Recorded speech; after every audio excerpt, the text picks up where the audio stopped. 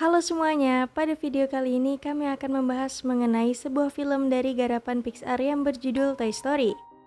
Lagi-lagi kita dikejutkan oleh Pixar Animation bahwa franchise Toy Story akan dilanjutkan seriesnya menjadi Toy Story 5. Tapi apakah bisa Toy Story 5 dapat mendobrak keuntungan lebih besar lagi untuk Pixar Animation? Toy Story sendiri mempunyai cerita yang menyentuh, di mana sebuah mainan yang hidup dan saling peduli satu sama lain.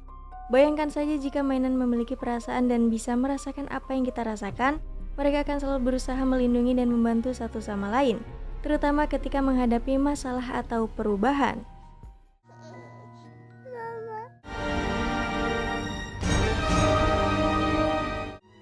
So long, partner.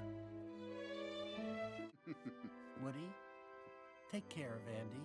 Yeah.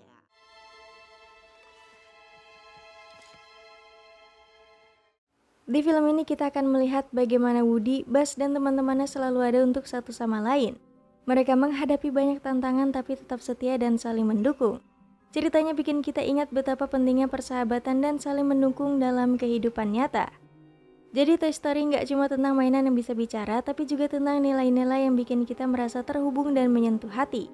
Jika berbicara mengenai menyentuh hati, persahabatan antar sesama mainan atau persahabatan pemilik bersama mainannya, maka tentu di ending Toy Story 3 lebih baik daripada Toy Story 4. Karena ending Toy Story 3 memiliki tema persahabatan dan perpisahan. Ending film ini sangat emosional karena mengangkat tema perpisahan dan transisi. Setelah bertahun-tahun bersama Andy, mainan-mainan itu akhirnya diadopsi oleh seorang gadis kecil bernama Bonnie. You're going to jail, Bart. Ah, watch out! Oh, charming. You got a friend in old pal said, boy, you got a friend in you, boy. And as the years go by.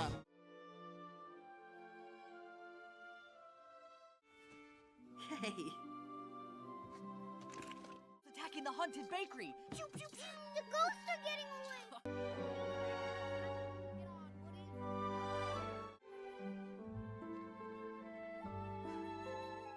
Momen saat Andy meninggalkan mainan-mainannya dan pergi ke kuliah, sementara mainan-mainannya diharapkan bisa memiliki kehidupan baru dengan Bonnie sangat menyentuh.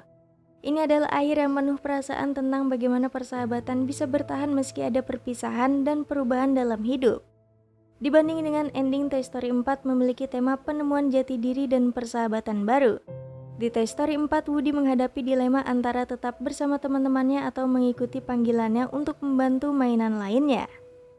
Jika kita lihat juga bahwa prestasi Toy Story 3 lebih tinggi mendapatkan 2 Academy Award sedangkan Toy Story 4 hanyalah 1.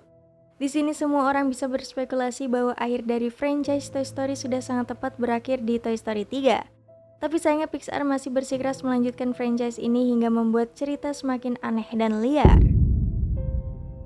Jika memang Toy Story 5 akan tayang, mungkin tidak akan sefantastis dengan film-film Toy Story sebelumnya.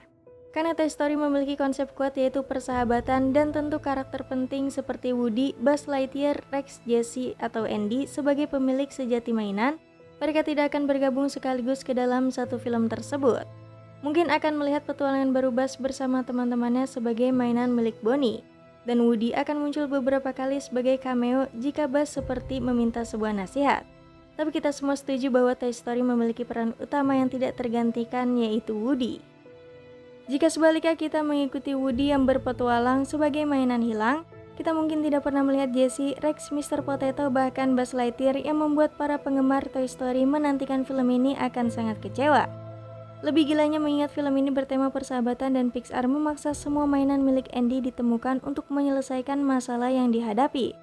Tentu akan merusak ending dari Toy Story 4 sebagai perpisahan paling memuaskan antara Woody bersama teman-temannya yang akan berpisah. Dan tentu semua ini tidak masuk akal. Mungkin karakter baru atau plot yang ditambahkan tidak sebaik atau tidak sekompleks yang sudah ada bisa membuat film terasa kurang menarik atau terkesan dipaksakan. Pixar seperti sudah memiliki jalan buntu untuk meningkatkan industrinya menjadi lebih hebat lagi.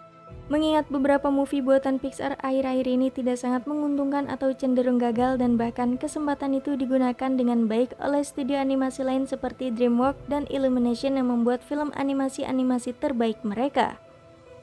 Pixar juga lebih sering merilis film animasi prequel dari animasi-animasi yang pernah dia buat sebelumnya, seperti Moana 2, Inside Out 2, dan Zootopia 2. Seolah-olah Pixar tidak menemukan cara lain dalam berinovasi yang bisa memikat hati para penggemarnya dan memilih melanjutkan cerita dari animasi sebelumnya yang bahkan bisa menurunkan. Tapi dari semua itu, Toy Story 5 memberi kesempatan bagi Pixar untuk mengeksplorasi tema baru atau menyelesaikan subplot yang belum tuntas dari film sebelumnya.